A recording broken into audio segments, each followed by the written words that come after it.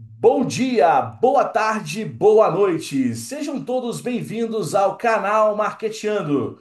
Hoje entrevistaremos Eduardo Ramos. Eduardo Ramos, ele é reitor do Instituto Infinet, mas o Eduardo também tem uma carreira acadêmica brilhante. Ele é graduado em economia e com mestrado também em economia pela Fundação Getúlio Vargas e tem o doutorado em administração pela EBAP. Eduardo é reitor do Instituto Infinet, onde eu também trabalhei por mais de 10 anos, e é uma honra ter o Eduardo aqui para conversar um pouco com a gente sobre educação superior, ensino à distância e uma série de outros assuntos interessantes. Eduardo, seja bem-vindo.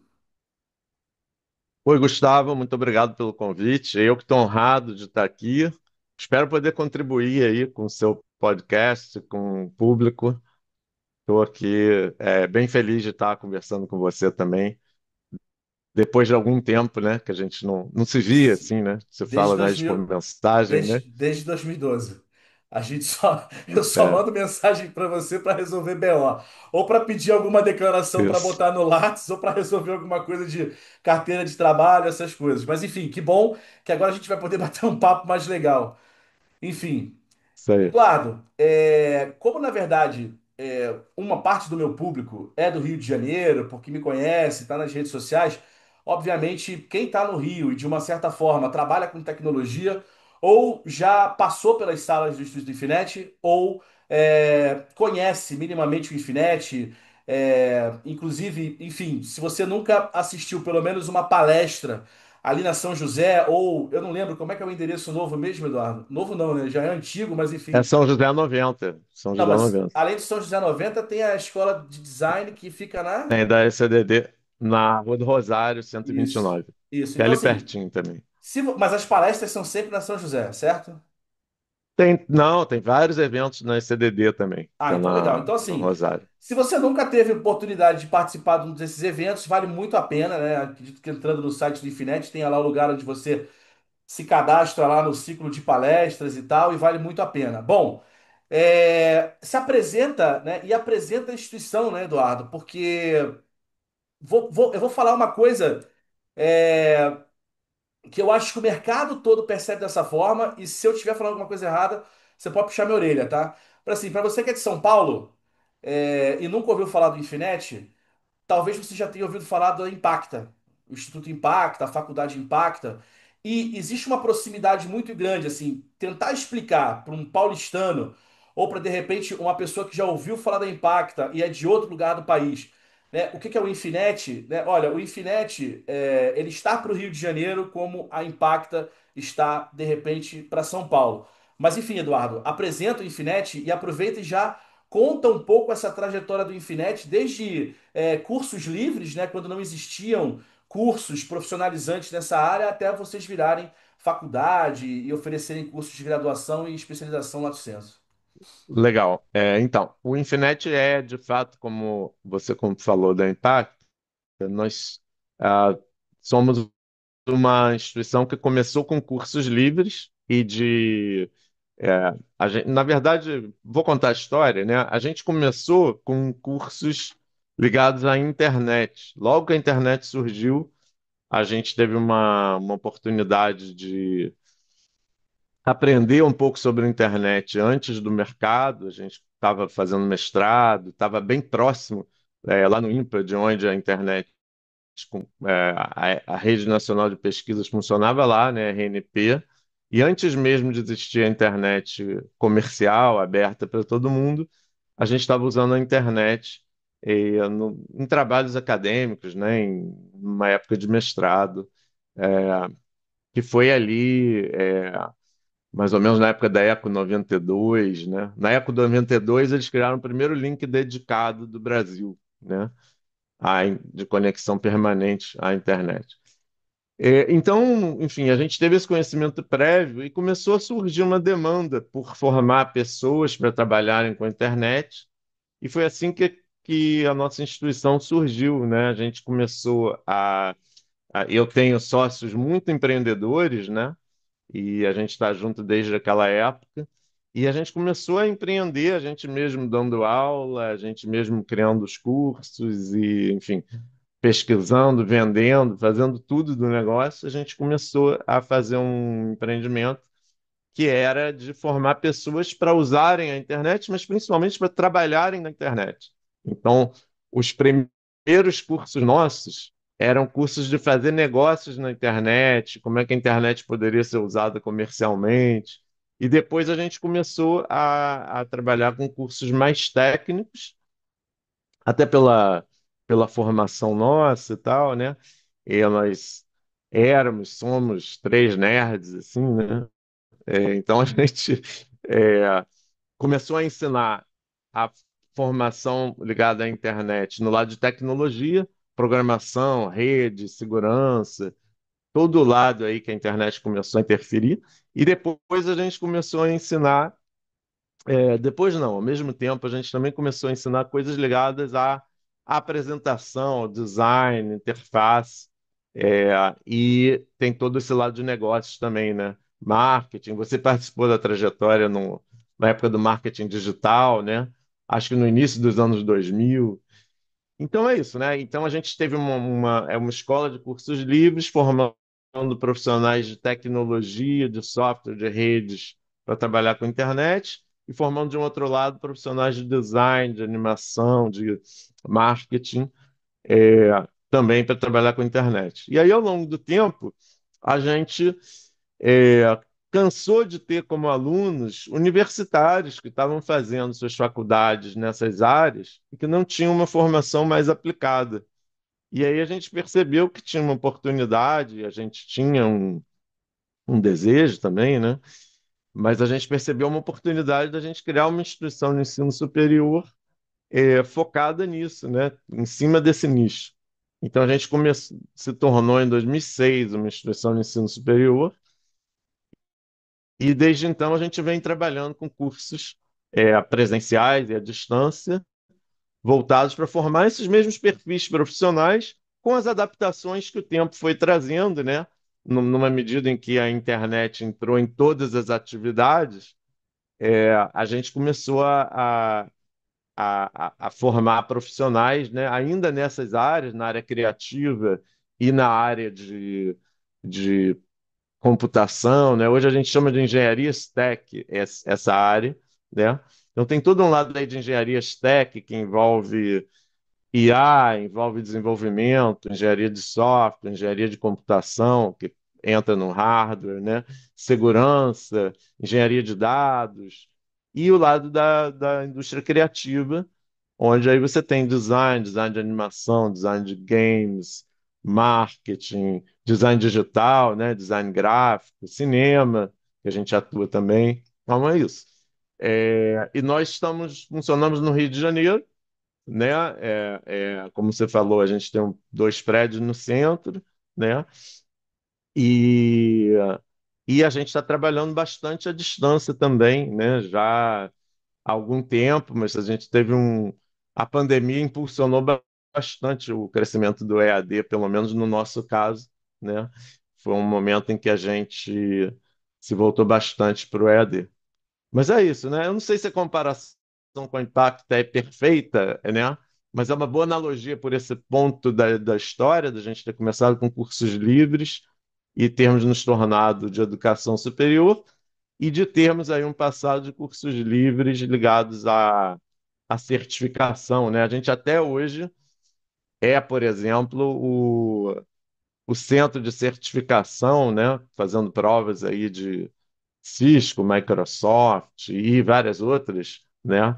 Provas da Pearson, principalmente, a gente é o maior centro do Rio até hoje, né? Tem um volume grande de provas lá, que o pessoal faz. Que legal, muito bacana.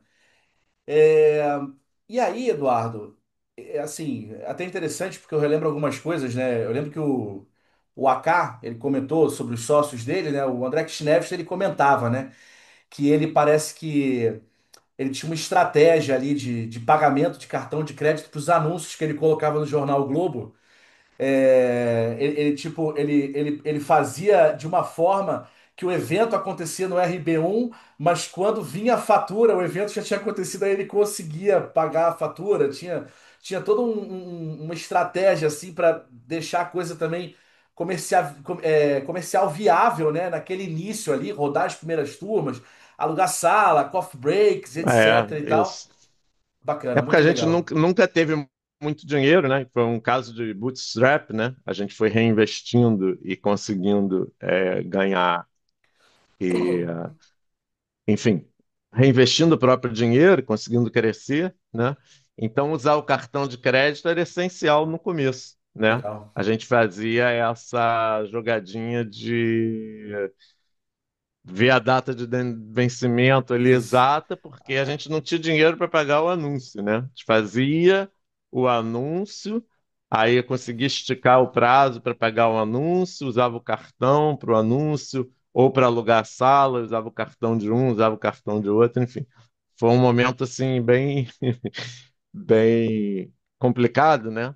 Mas em que a gente conseguiu, né, com pouco dinheiro, né, sem investimento, né, a gente foi conseguindo crescer e aí gerar um calendário regular de eventos, aí as coisas foram se tornando mais previsíveis, né, ao longo Muito do tempo. legal. É muito interessante, né? Para quem é empreendedor aí, querer se inspirar na história de vocês é bem válido. Eduardo, uma outra pergunta que eu queria te fazer aqui, né? Existem diversas notícias, às vezes notícias em portais de notícias, etc., ou às vezes artigos científicos, né, pesquisas sendo feitas e falando sobre uma possível crise, né, no mercado universitário, né, uma crise de repente no sentido não financeira, mas uma crise de repente as pessoas estarem achando que não precisam mais de faculdade, as gerações mais novas e que poderiam estar entrando numa faculdade, elas por algum motivo elas acham que não, né, que não fazem mais, não faz mais sentido fazer uma faculdade. E aí, a pergunta que eu queria te fazer é: você percebe essa crise no Infinet? Você entende? Você percebe a crise no Rio de Janeiro, no Brasil, ou você acha que isso, de repente, é só Você percebe que mudou, por exemplo, de desde 2006, quando você virou faculdade, para hoje, o público que procura as graduações é um público diferente, com uma proposta diferente. Como é que você observa hoje a educação superior e se realmente existe essa mudança acontecendo no mercado? Bom, deixa eu te dar um pouquinho da minha percepção, né? Claro que o que você falou, você mencionou artigos acadêmicos, você falou de uma coisa bem ampla, né? Da gente pensar no fenômeno da geração atual e o que que ela procura, né? Então, eu vou te dizer como eu vejo, né, isso tudo. Primeiro, se pode falar em crise, eu acho que é o seguinte: a maior crise que eu acho que nós temos é uma questão de financiamento, né? Foi muito claro aqui no Brasil quando o governo conseguiu fazer, o governo fez aquele programa Fiéis, né, de uma forma mais ampla, foi muito claro que aumentou a demanda e que incluiu pessoas, né? Nós tivemos, por exemplo, alunos que não teriam a menor condição de estar ali cursando, e hoje nós não temos mais esses alunos porque o programa Fiéis, ele acabou o dinheiro dele, né? De certa forma, pode-se dizer que ele não deu certo porque o financiamento que foi pensado não se pagou, ou, por outro lado, você pode dizer que o governo priorizou outros gastos, ou que o governo entrou numa trajetória de ter que controlar o déficit mais e que é, então não pôde mais oferecer aquele programa, ou a sociedade não quis mais oferecer aquele programa. Mas é um fato que a falta de financiamento é um dos maiores problemas, né? É, há um crescimento da oferta, tá, de graduação, há um crescimento da quantidade de alunos, se você olhar nacionalmente mesmo. Eu acompanho mais as nossas áreas, isso flutua um pouco. Tem horas que alguns cursos crescem mais do que outros, né? Mas, de uma maneira geral, tem havido um crescimento nas matrículas no ensino superior. acho que as gerações estão procurando. Talvez a grande mudança que tenha de 2006 para cá é o EAD, né? Acho que essa é uma mudança inegável. A gente começou a trabalhar com EAD em 99, né? Então a gente trabalha com EAD há muito tempo. É o TI E Master, né? Era o TI Master, né? tínhamos o portal TI Master naquela época, isso mesmo. E, e a gente aprendeu um bocado de coisas, né? Mas o, houve um salto no EAD nos anos recentes, causado também por essa crise financeira, já que eu já falei dela, né? No EAD, as instituições conseguem oferecer um preço mais baixo, porque não tem todos os gastos de infraestrutura física, porque você consegue, de repente, juntar mais alunos no mesmo grupo, né? Então, tem é, maneiras de tornar o produto mais acessível, o custo mais baixo, o preço mais baixo. É, é um dos fatores, então, que atrai o EAD, já que há o problema de financiamento, né? Mesmo que a pessoa prefira o presencial, de repente ela substitui o presencial pelo EAD. É um fator. Acho que tem um outro fator que é a maior ubiquidade da internet. A gente, quando começou a EAD no início dos anos 2000, né, era, era nítido que a internet, problemas de conexão de internet atrapalhavam, né? Você não tinha essas tecnologias de Zoom que a gente está usando agora, bem estabelecidas. Para falar a verdade, a gente usa Google Meet, Microsoft Teams. Hoje você tem várias tecnologias que funcionam muito bem, né? Sim. Então, isso é uma coisa recente. E as velocidades na internet também. Então, isso também facilitou. Acho que também contribui para o crescimento do EAD, e aqui as instituições foram aprendendo a fazer, os cursos de EAD estão se tornando melhores, né? Cada vez melhores. Acho que tem aí também um processo de educação, e aí a pandemia ajudou muito nisso, dos próprios alunos, né? De se acostumarem com esse formato, o, de alguma maneira, o vídeo na internet, via internet, se tornou uma coisa muito comum. Então, e aprender por vídeos na internet, né? Acho que quem não faz isso hoje em dia? Todo mundo faz isso. Então, isso tudo foi facilitando, foi tornando, esses fatores todos ajudam para que o EAD se torne uma alternativa muito boa para um certo público, né? Eu acho que talvez o público que menos, para o qual o EAD é menos adequado ainda,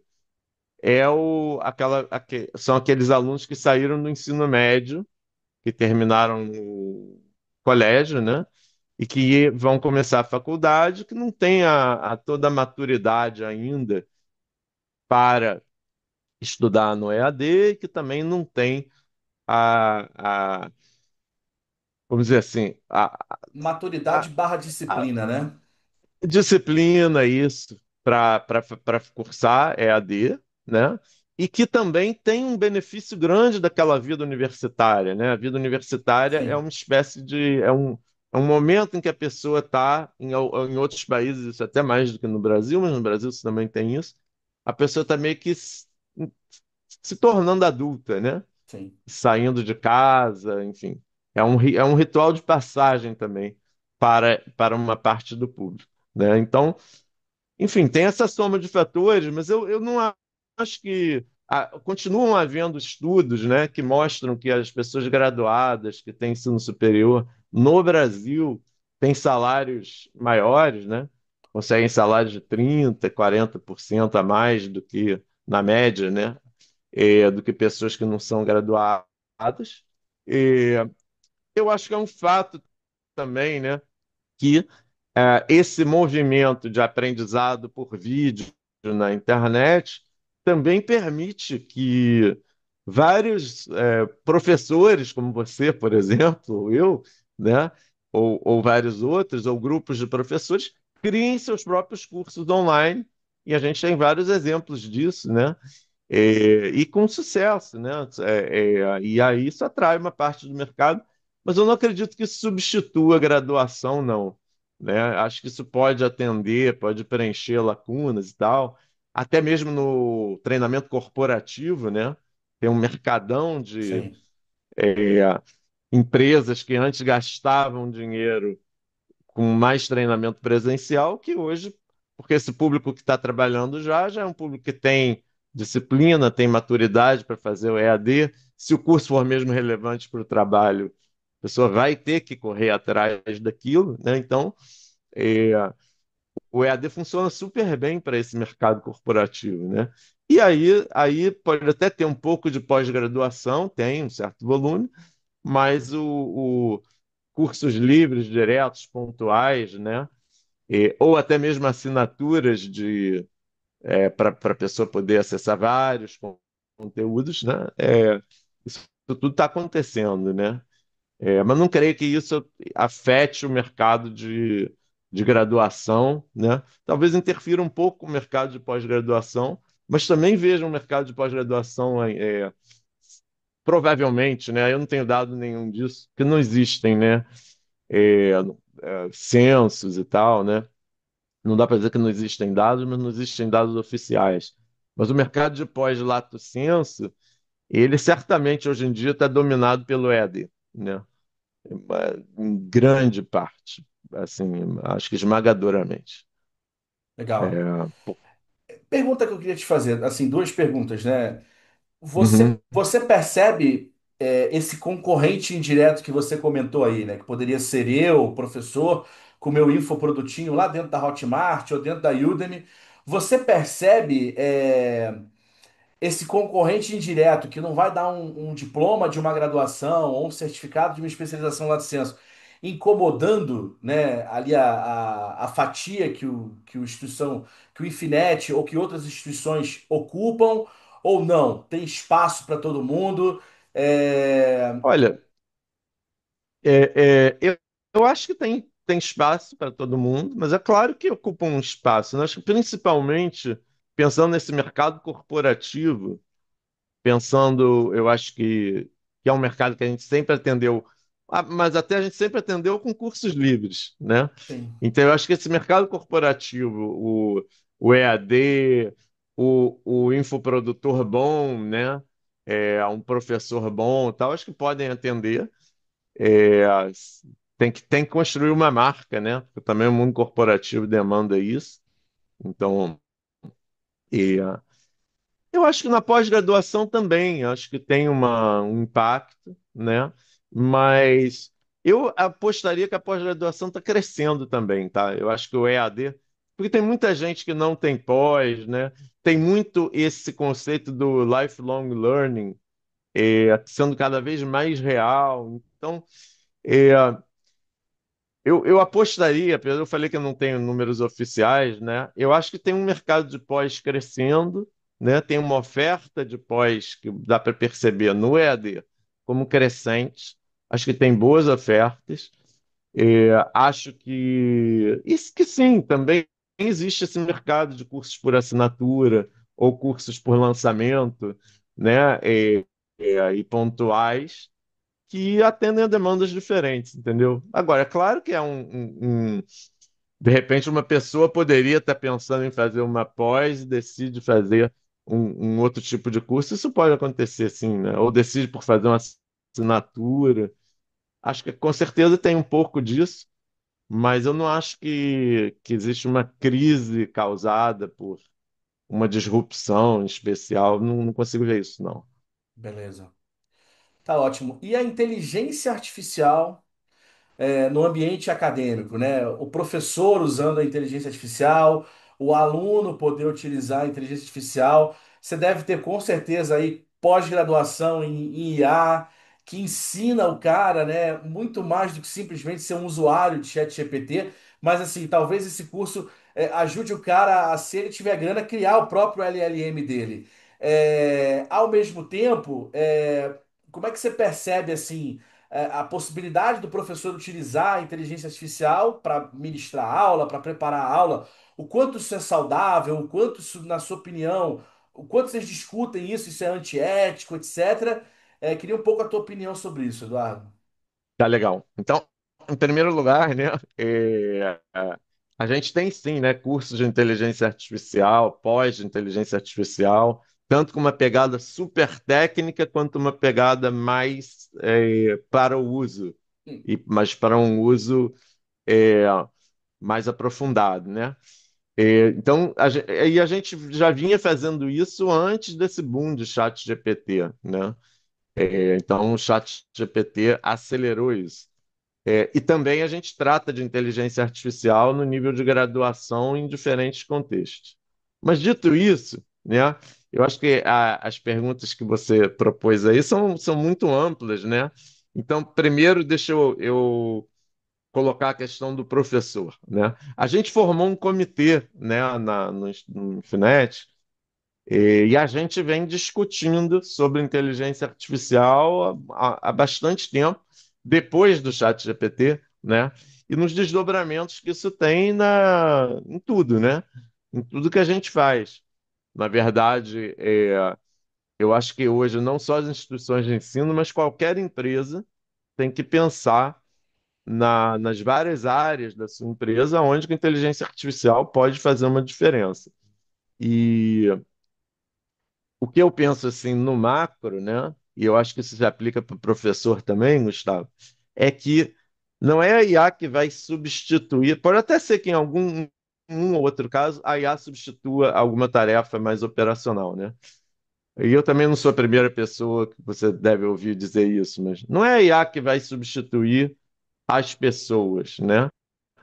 Mas as pessoas que souberem usar melhor a IA vão ser as pessoas que vão crescer mais, que vão liderar, que vão ganhar, vamos dizer, a competição no mercado. Então, e, ah, o professor tem que se preocupar em saber usar bem a IA, porque vão ter N usos da IA que podem afetar e podem ajudar o trabalho do professor, né? Desde podendo ajudá-lo a eh, planejar melhor suas aulas, criar exercícios melhores, corrigir melhor os trabalhos que o professor entrega, né? É, a pesquisar, né? Muitas vezes o professor está pesquisando, né?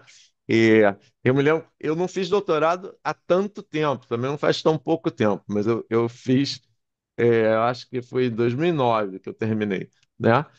E eu me lembro de pegar, às vezes você pegava dois, três textos, né, ou mais, e você tentava juntar aquilo e botar de- eu me lembro de fazer mapas mentais e tal, né? Hoje em dia com IA, você que está pesquisando agora, você deve estar passando por isso, você consegue fazer leituras críticas e leituras cruzando autores e cruzando diferentes escolas, abordagens uma forma muito mais eficiente, né? Então, o professor ele também tem que fazer isso na hora de preparar uma aula.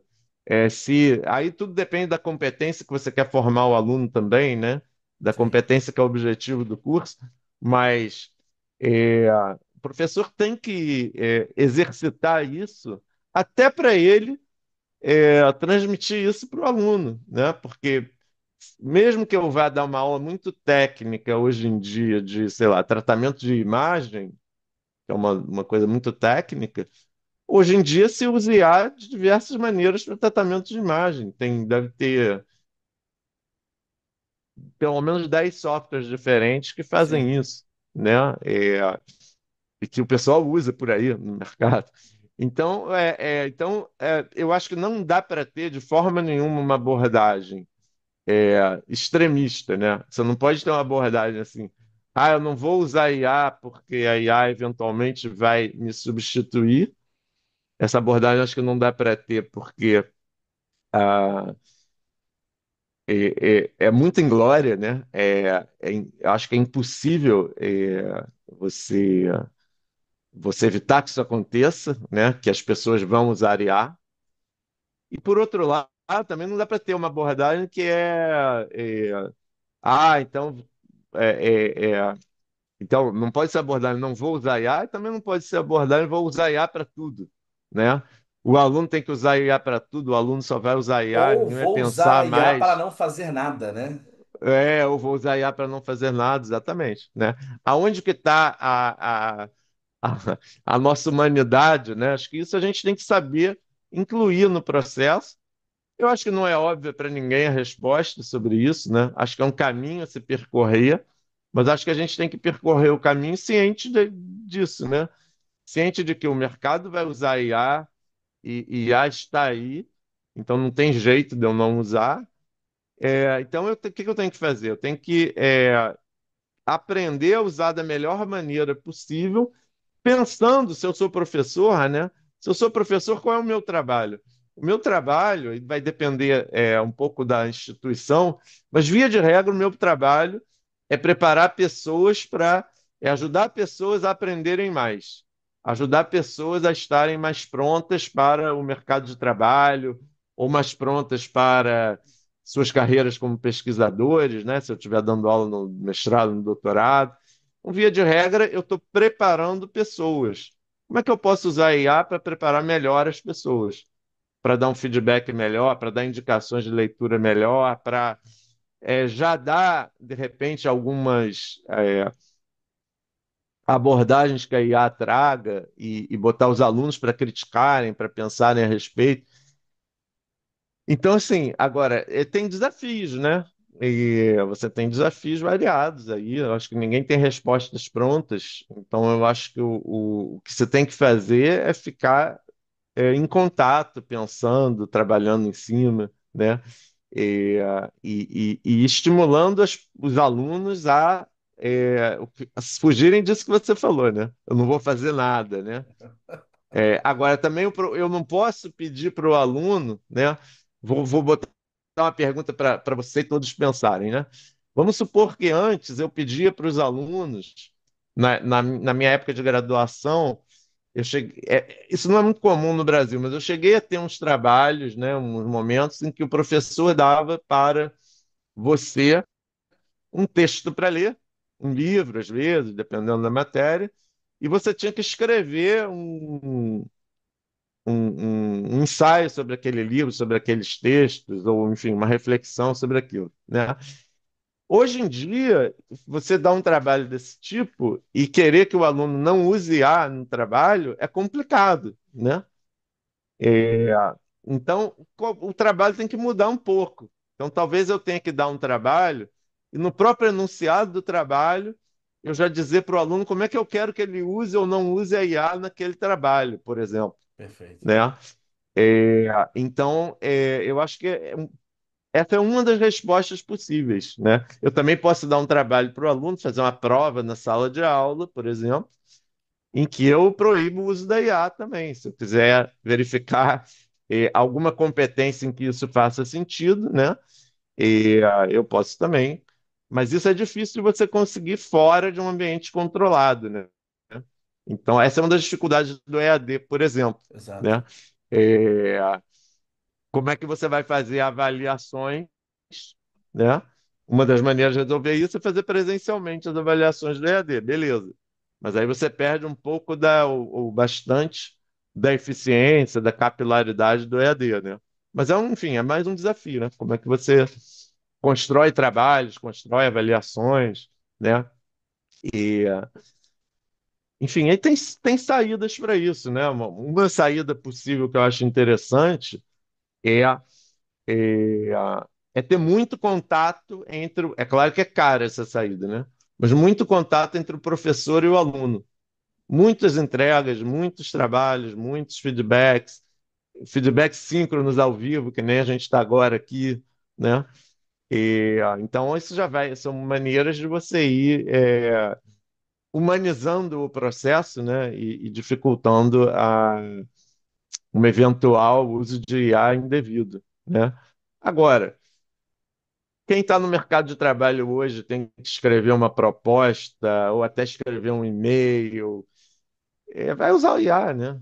Então, o Office está com IA, o Office do Google também, né? Que eu, O da infelizmente, Microsoft eu tem não o Copilot. tem o Copilot, o Google tem o Gemini É isso e aí. tem os. Então, cara, todo mundo vai usar isso, né? eu não posso criar ensinar as pessoas ignorando que existe isso, né? Eu não posso ser um professor que faça isso, né? Então, o Perfeito. desafio para os professores é que é que nem, né? Você, acho que você se lembra disso, né? A gente sempre deu aula em laboratório, né? E no laboratório, quando surgiu o Google não existiu sempre, né? Não. O Google surgiu talvez no início dos anos 2000, né? E aí o professor está lá dando aula de qualquer coisa e o seu aluno que está lá no laboratório, porque também não existia até 2007, 2008, as Tio pessoas não tinham Cadeia, celular no bolso. isso, mas também, Tinha o enfim. cadeira, mas não compara com o Google, né? Mas Não. você não tinha um celular que nem você tem agora, que Exato. você carrega. Então, mas tinha o Google. E aí eu me lembro dos nossos professores vivendo o desafio de dizer, puxa, mas eu estava ali ensinando sobre, sei lá, eu estava falando tratamento de imagem. Tratamento de imagem, de repente o aluno foi lá no Google e pesquisou e viu tudo sobre o padrão JPEG, né? Por exemplo. Pô, que ótimo, né? Então o professor tem que dar aula levando em conta isso. Talvez Exato. estimulando o aluno a ir lá no Google e vamos agora ler aqui, vamos ver onde é que a gente lê tudo sobre o padrão JPEG e tal. Porque o nosso trabalho é ensinar o aluno, é ajudar o aluno a aprender e, de preferência, que ele aprenda a aprender sozinho, né? Que ele É continue isso. aprendendo depois. Então, a gente tem que estimulá-los a usar essas ferramentas, né? Perfeito. Enfim, não sei se eu respondi tudo que você perguntou aí. Não, legal. Legal, respondeu bem. A gente. A última pergunta, Eduardo. É, com essa mudança que teve recentemente no ensino à distância, né? O MEC Aham. deu uma travada, falou: pera aí, eu quero avaliar como é que vão ser as coisas e tal. E aí o MEC veio com uma nova regra e como é que, assim, eu queria a tua percepção, o que que você achou? Melhorou? Tava realmente muito bagunçado? Acredito que no Infinet não, mas em outras instituições de ensino, eu hoje moro no interior de São Paulo, cara, posso dizer que eu fui a alguns polos de EAD que eu olhei e falei assim, cara, como é que isso aqui é um polo de EAD? Isso aqui não pode ser um polo de EAD. Mas enfim, eles diziam que eles eram polo de EAD. Então, assim, você acha que as mudanças que foram propostas pelo MEC ajudaram, foram boas, são positivas no médio e longo prazo? Ou você acha que não, que realmente o EAD podia ser 100% online? Até, Eduardo, assim, acho que é um ponto importante, né?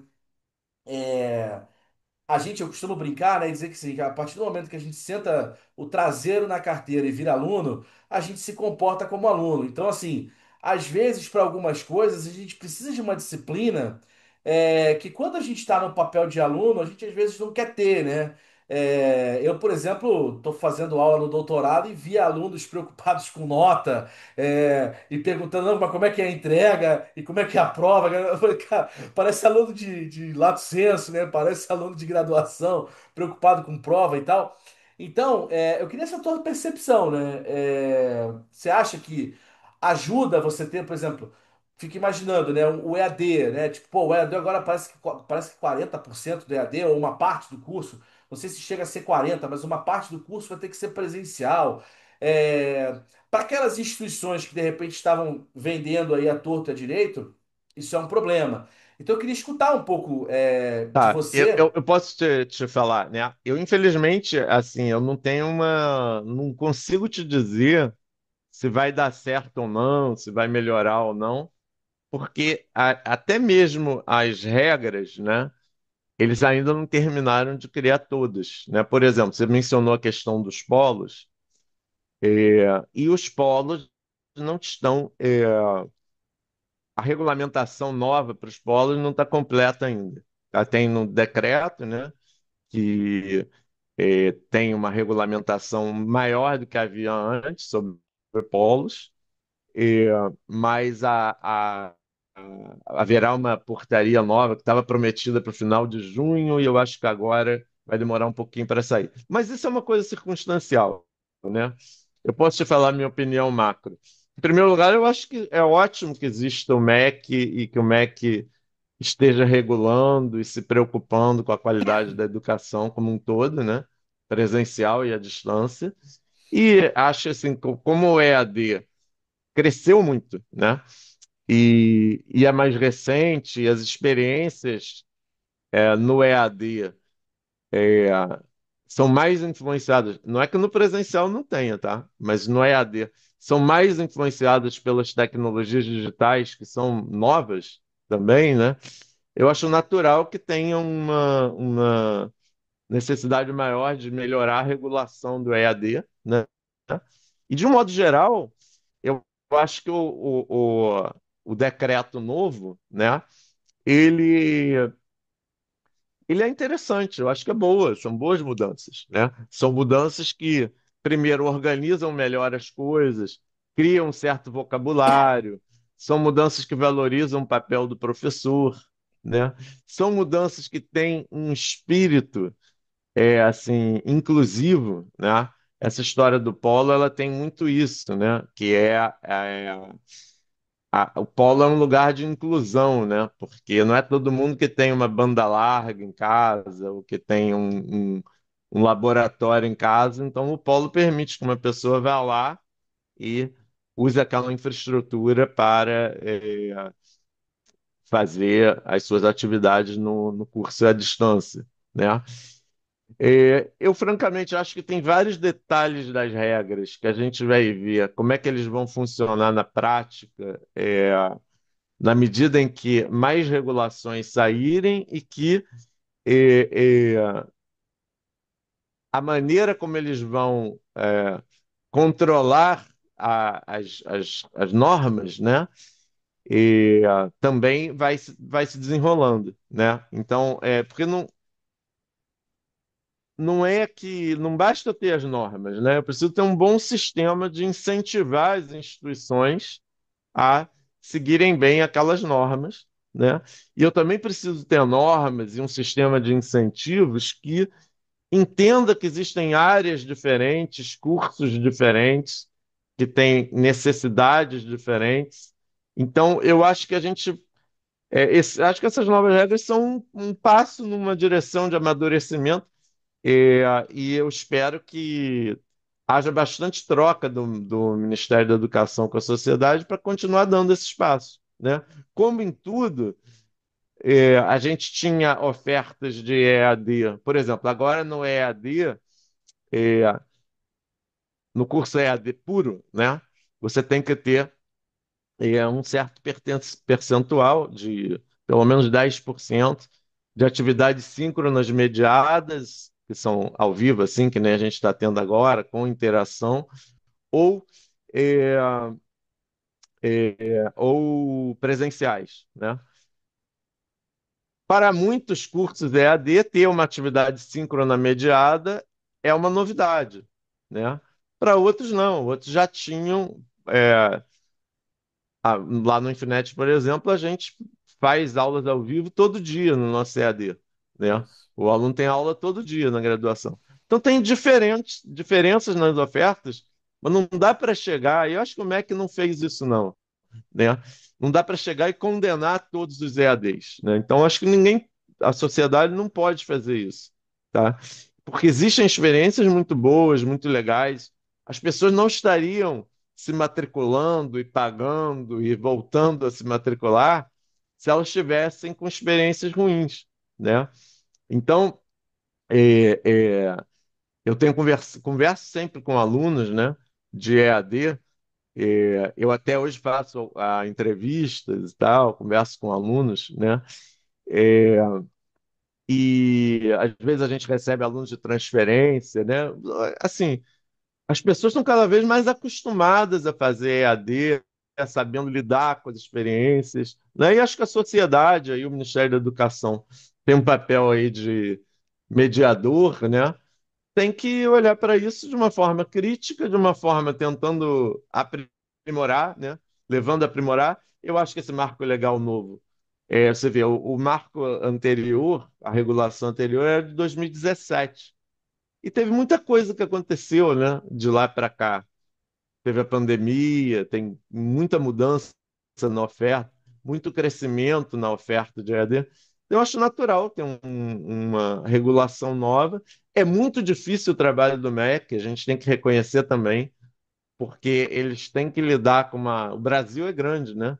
É Sim, óbvio isso para a gente, mas se coloca no lugar de alguém que está lá regulando cursos que uma coisa, você falou do interior de São Paulo, né, de polos de EAD que você viu ali que te pareceram ruins, né? E eu até tenho uma opinião sobre isso, né, Gustavo? Eu acho que os polos são ruins porque em muitos casos eles não são tão necessários assim. Então, acho que esse é um amadurecimento que a gente tem que ter. É claro que é interessante existir o polo, tem essa perspectiva da inclusão, né?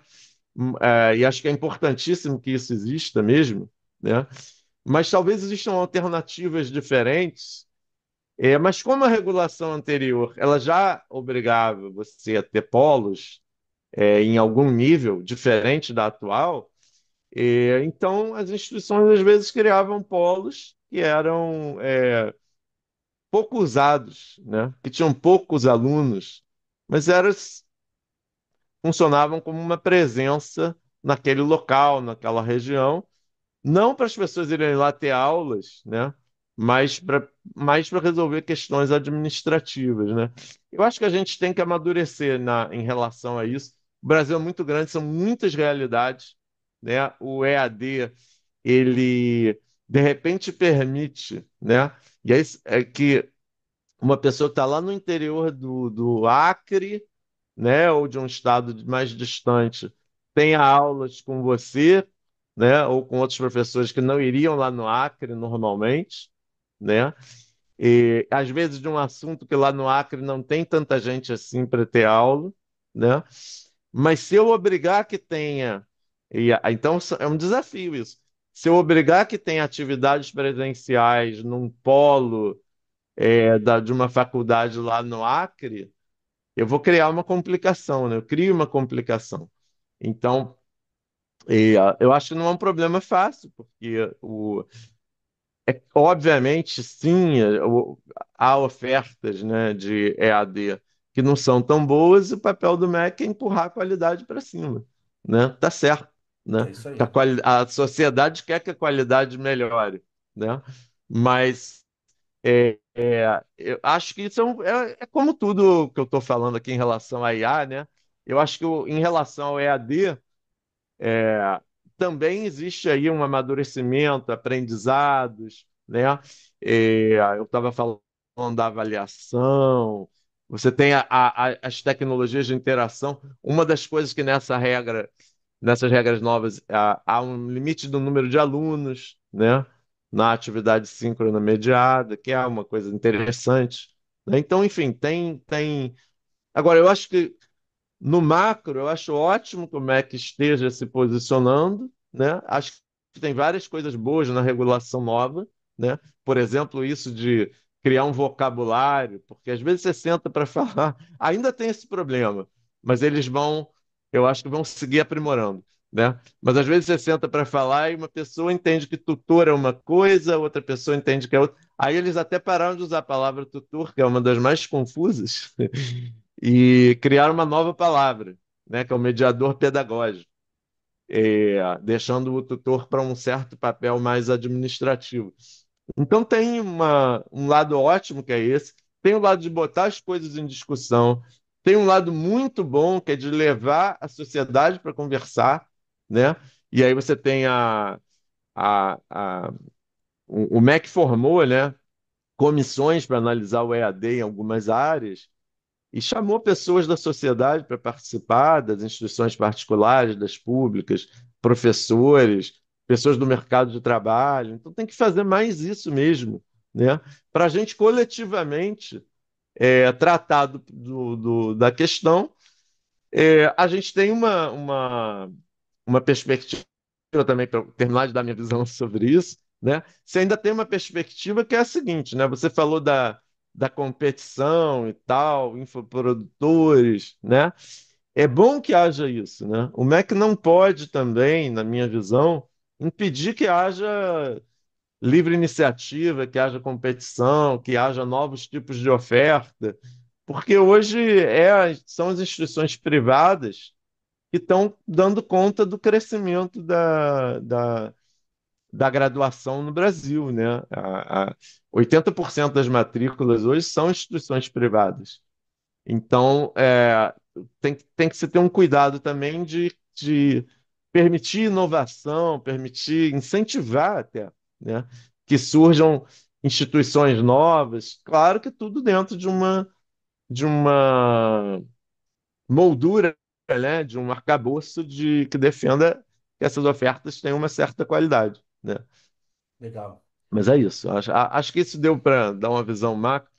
É, tem várias coisas do marco legal novo, né? Mas que ainda vão ser, ainda vai dar para saber os desdobramentos. Provavelmente vão ter coisas que vão ser boas para alguns cursos, para algumas áreas, para algumas instituições, piores para outras, né? Mas no todo eu acho que é bom estar acontecendo esse movimento, entendeu? E a sociedade está discutindo, né? De repente a gente está aqui no. Eu não sei se eu posso dizer que o seu podcast é de marketing, né? Não é Marketing, só de negócios e marketing. empreendedorismo. Então, então é ótimo, né? Que isso esteja chegando nesse universo, né? Nesse tipo de discussão aqui, né? Bacana. Eduardo, eu queria te agradecer pela oportunidade, pelo papo, por esse tempo. Para fechar, para aquele cara que acha que não precisa ter faculdade, né? O conselho final para aquele estudante que terminou agora o segundo grau e na área de tecnologia, né? O Infinet é muito forte em tecnologia. Na área de tecnologia tem muito, né? Esse profissional que ele acha que ele, não, eu vou aprender Python, né? Eu lembro, né? Do cara que vocês devem, eu não sei se vocês ofereceram certificação em rede novel, netware novel. Mas eu lembro que tinham empresas que ofereciam certificação NetWare Novel. E aí eu fico falando, caramba, né? O cara que ganhava lá os seus 15, 20 mil reais com implementações de rede Novel, o que que ele fez depois? Ele virou rede Microsoft? Porque a gente não vê mais o NetWare Novel, pelo menos como a gente via antes. Então, assim, para aquela pessoa que acha que vai fazer um curso de Python e vai ser o ninja do Python e que não precisa se formar, você como uma pessoa hoje que é um reitor de uma universidade, de uma faculdade, né? Qual conselho que você daria para esse jovem aí que acha que não precisa de uma graduação, seja um bacharelado, uma graduação tecnológica? Olha, eu acho que os cursos livres e certificação e tal na área de computação, né, na área de tecnologia, que você mencionou aí, do mundo das redes novel e tal, esse é um tipo de mercado que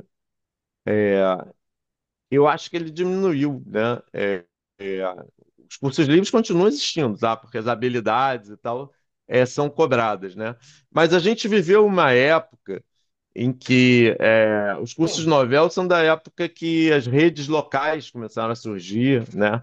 E as pessoas que estavam na, vamos dizer assim, você não tinha gente formada, os cursos de computação são novos. Então, eu acho que aquilo foi um fenômeno mais passageiro, de ter tanto, assim, oportunidade de trabalho, né? Para quem sabia alguma coisa de tecnologia, né? Você falou aí o Ninja do Python, né?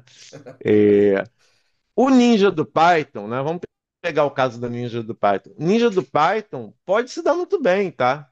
Pode conseguir trabalho, pode conseguir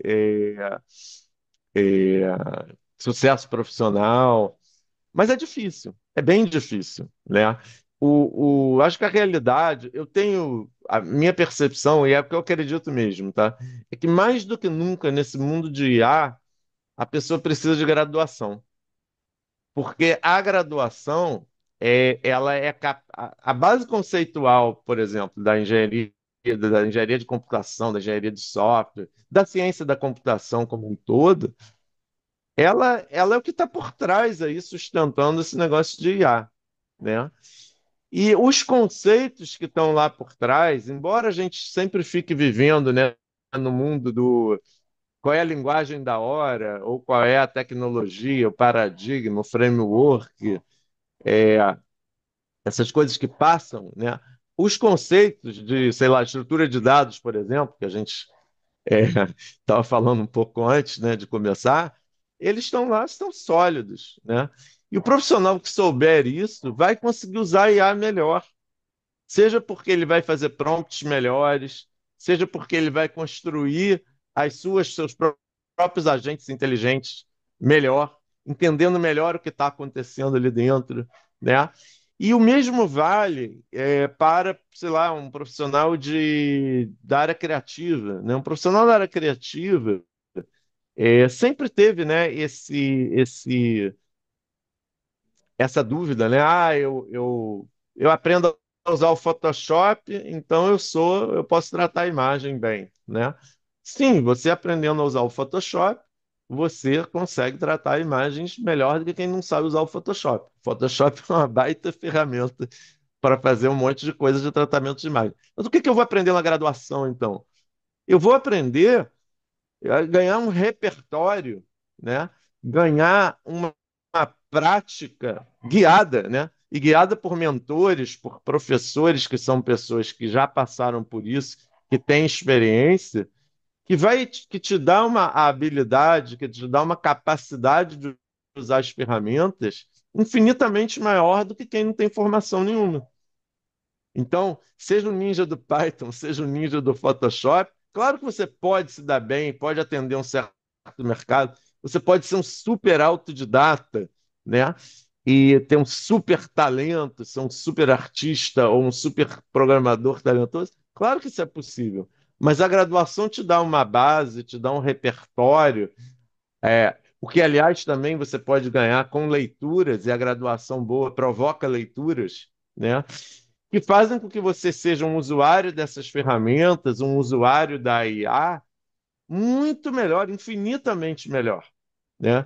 E então, assim, o que eu vejo no mercado, no outro dia eu estava conversando com um contratante de, de uma empresa da área de tecnologia, né?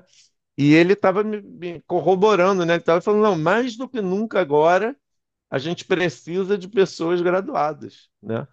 Porque a gente precisa de pessoas que não vão, cada vez mais, né? Porque também os desafios, pessoas que não vão enganar, que não vão dar uma enganada, que não vão só fazer o que você falou, né? Vou copiar ali da IA e jogar, né? Mais do que nunca precisam de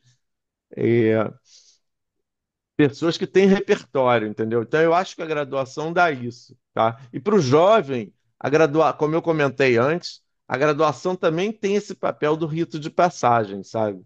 Então eu acho que esse papel ele é fundamental, a pessoa não devia perder ele, não. É claro que algumas pessoas precisam entrar no mercado logo, né? Ah, eu não posso esperar 4 anos para fazer um bacharelado em engenharia de software, né? Ok, mas assim que puder fazer uma graduação, vai te ajudar a crescer na carreira, com certeza, né? Continuo enxergando isso muito forte, né? Maravilha. Eduardo, mais uma vez, obrigado pelo papo, pelo tempo, pelos conselhos aqui, pela sua visão, pelas suas reflexões. Foi muito legal conversar com você aqui no Marquetiano. Valeu, Gustavo. Obrigado a você aí pela oportunidade. Até a próxima. Até a próxima. Tchau, tchau.